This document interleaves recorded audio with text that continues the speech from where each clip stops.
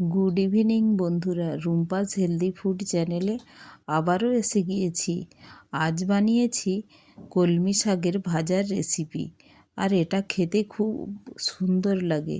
তার জন্য কিছুটা কলমি শাক আমি মার্কেট থেকে নিয়ে চলে এসেছি, আর আমি শাকটাকেই আগে ভালো করে দেখুন ধুয়ে নিয়েছি পরিষ্কার করে, আর সব নোংরা পাতাগুলো বাদ টাদ দিয়ে দেখুন কত সুন্দর পরিষ্কার করে নিয়েছি।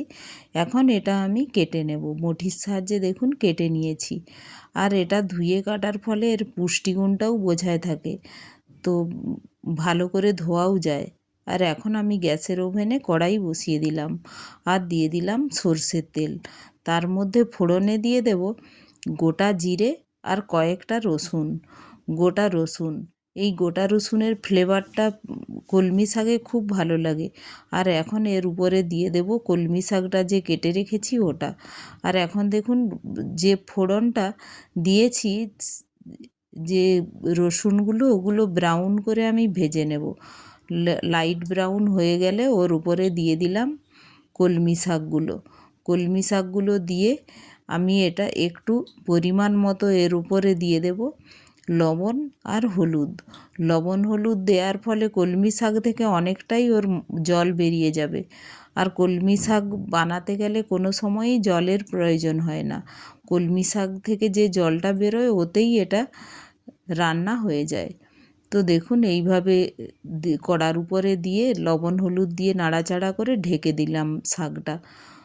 এখন ঢাকনা খুলে দেখুন কতটা কমে গিয়েছে শাকটা।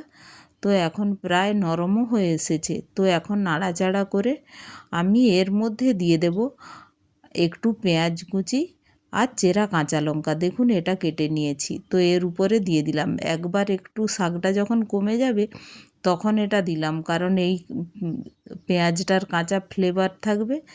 নাড়াচাড়া করতে করতে এটা ফ্রাইও হয়ে যাবে। দেখুন পেঁয়াজ দিয়ে এটা ভালো করে শাকের সাথে মিশিয়ে নিচ্ছি, দিয়ে আমি আরেকবার এটা ঢেকে কুক হতে দেব। এটা ঢেকে ঢেকে রান্না করলেই হয়ে যায়, আর খুব কম সময় লাগে, 2-3 মিনিটের রান্না।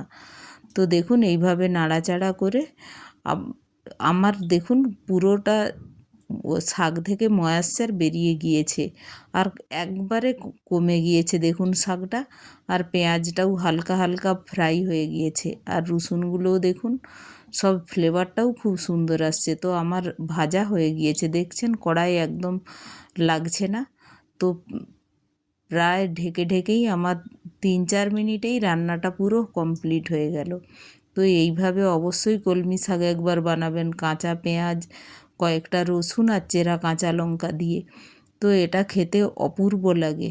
আর এটা আমি আজ জলঢালা ভাতের সঙ্গে শাকটা বানিয়েছি। আপনারা অবশ্যই এটা পান্তা ভাতের সঙ্গেও বানিয়ে খেতে পারেন, গরম ভাত, পান্তা ভাত সবেই এটা খেতে ভালো লাগে গরমে।